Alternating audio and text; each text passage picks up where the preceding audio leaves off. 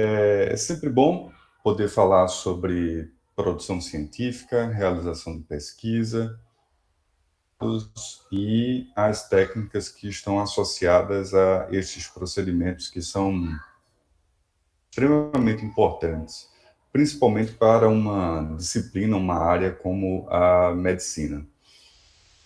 Por acaso, nós estamos agora numa manhã de sábado no Brasil, e eu escolhi essa matéria, essa imagem, que foi publicada no Washington Post, para iniciar a minha fala sobre esse tema. Livre. Ontem, a ciência dizia: café faz bem ao cérebro. Não é bem assim. Nós temos vários exemplos de como a ciência ela é um método cumulativo de produção e agregação de conhecimento. Este é um dentre tantos exemplos sobre o ajuste que a ciência faz sobre a sua produção de conhecimento.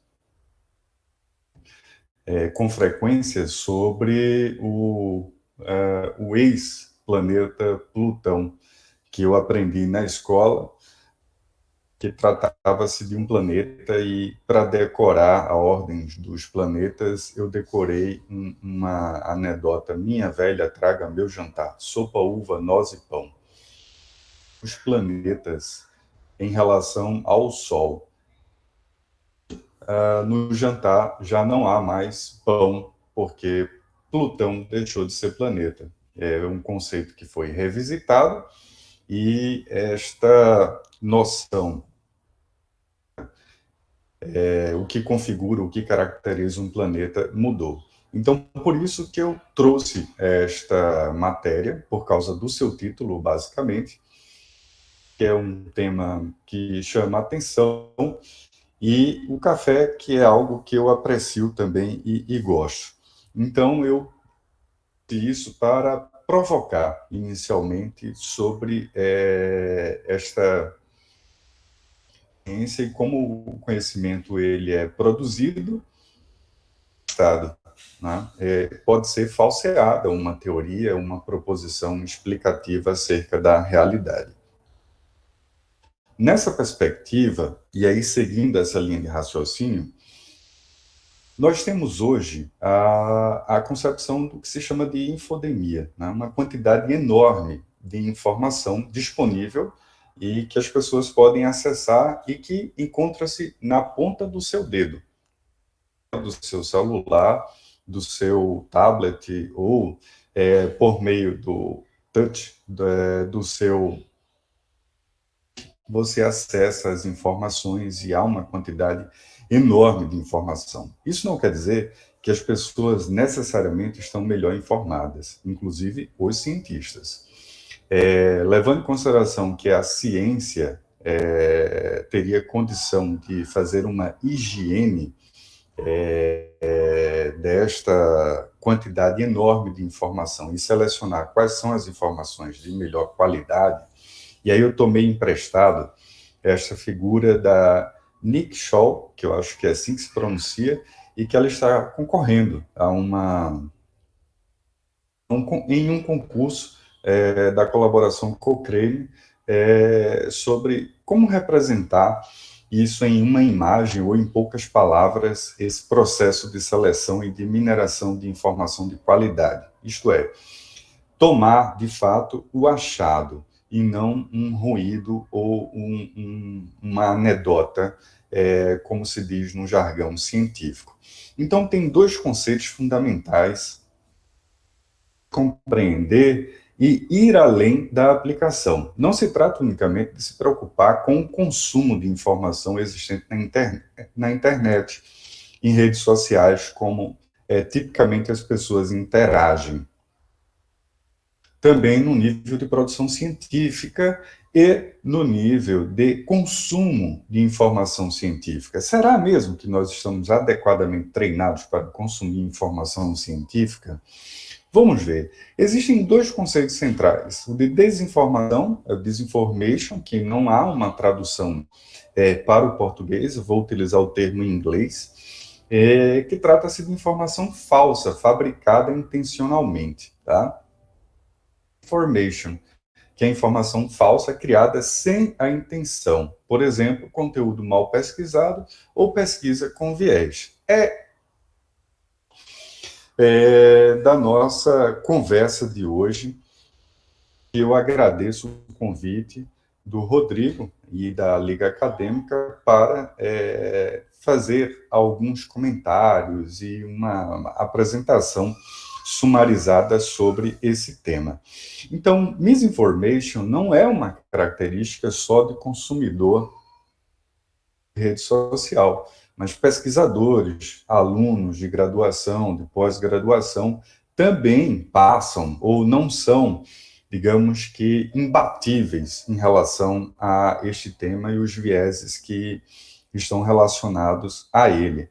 Ora, nós podemos sim fazer uma pesquisa de má qualidade, não a pesquisa em si, o estudo empírico, o experimento. Eu falo uma pesquisa, uma busca de informações e uma revisão de literatura pobre ou não pesada, não necessariamente uma revisão sistemática, mas uma revisão da literatura que possa ter uma reprodutibilidade. Isto é, uma outra pessoa com um procedimento que o indivíduo anterior realizou pode chegar às mesmas informações e que estas informações, obviamente, sejam de qualidade. Isto é,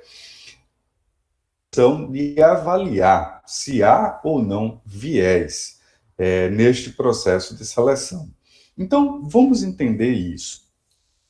A pergunta é: o que nós devemos ler?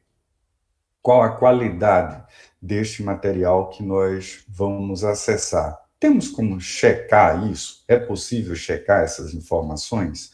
É possível tornar isso um pouco mais objetivo e tratar isso de uma forma mais responsável e evitar essa de informação falsa, de dogmas na ciência? Parece que sim. Há indícios de que é possível, sim. Mas, primeiro, vamos entender um pouco mais sobre esse problema, tá? Está associado a uma prática de pesquisa científica, principalmente em disciplinas que fazem uso do teste de significância da hipótese nula. Tá? Teste da hipótese nula. Vamos compreender um pouco a história desse teste de hipótese. De onde ele vem? Quem o criou e como foi o procedimento de concepção desta ideia, desta proposição que hoje parece ser comum do processo de produção científica, de realização de estudos e de verificação de diferença, por exemplo, entre grupo controle e grupo experimental em ensaios clínicos randomizados. Muito bem. E eu tratarei como lenda não por acaso, porque há certa em relação ao fato histórico e sua procedência ou não. Mas existem algumas figuras, e eu trouxe este artigo do Richardson, que ele retrata mais uma vez essa história, e foi publicado agora, em 2021, em outubro, mais especificamente, mês passado, de 2021, na revista, com um nome bastante sugestivo para o tema que nós iremos tratar hoje. O título da revista é Significance, que é exatamente o que nós vamos tratar em relação a esta apresentação. Muito bem. Vamos às figuras envolvidas na lenda, como eu prefiro chamar. As mais centrais é o Ronald Fisher, que é o pai da estatística frequentista, ou estatística fischeriana, como se preconiza, e a doutora Muriel Bistroll. Eles estavam em uma cidade na Inglaterra, um instituto de pesquisa, um campo de pesquisa da agricultura, e, como hábito inglês, ao final da tarde, um chá. Diz a lenda que o Ronald Fisher serviu uma xícara de chá para a doutora Muriel, colocou o leite e depois o chá. Gabriel recusou a oferta da xícara e disse que, gentilmente, obviamente, como uma inglesa, que preferia a ordem de primeiro chá e depois o leite, ao invés do contrário. O Ronald Fisher, por sua vez, também gentilmente, é o que se diz, a lenda, mas a sua fama não era de ser uma pessoa gentil, disse que não fazia muito sentido recusar a xícara de chá, uma vez que a bebida seria misturada e seria impossível discriminar quando primeiro adicionado o leite e depois o chá, ou o inverso, adicionar primeiro o chá e depois o leite.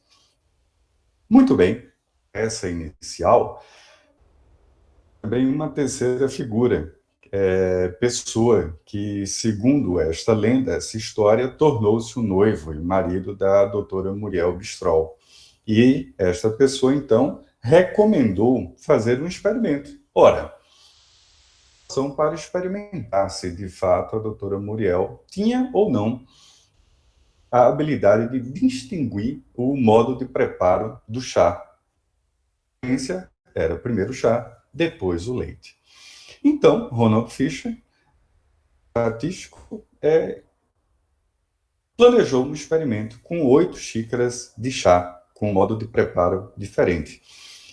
A doutora Muriel, que iria fazer uma distribuição aleatória por meio de sorteio dessas xícaras, e ela iria degustar e identificar as 4 xícaras existentes com o modo de preparo de sua preferência, qual seja, primeiro o chá, depois o leite.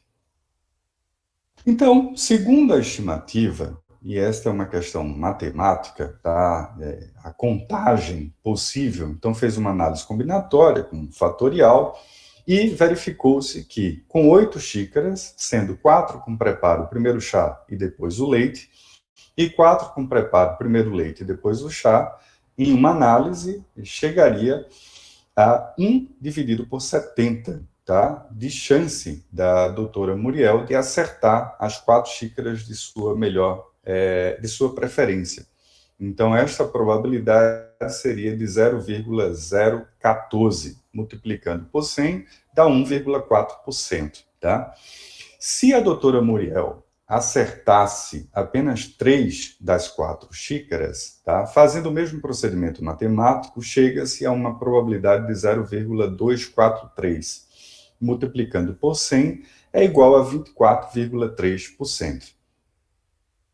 Qual a chance da doutora Muriel 4 xícaras sem que ela tenha a habilidade de fato, discriminar as xícaras de sua preferência? Seria de 1,4%. Já acertar apenas 3 das 4 seria de 24,3%. Por dedução lógica, nós temos uma noção, pelo menos de conforto cognitivo, de entender que a possibilidade dela acertar as 4 é muito menos provável na situação 1 de 4 acertos. Quando em relação aos 3 acertos, já não é tão confortável assim cognitivamente. Então, nós temos uma tendência de aceitar mais a ideia de que, de fato, a doutora Muriel tem a habilidade de discriminar o modo de preparo na situação de 4 acertos. E o que isso tem a ver com o valor P e a sua forma de uso mais atual? Ora, vamos entender o conceito de valor P. E eu vou interromper o conceito e vou inserir o exemplo dado para especificar a sua origem e compreensão.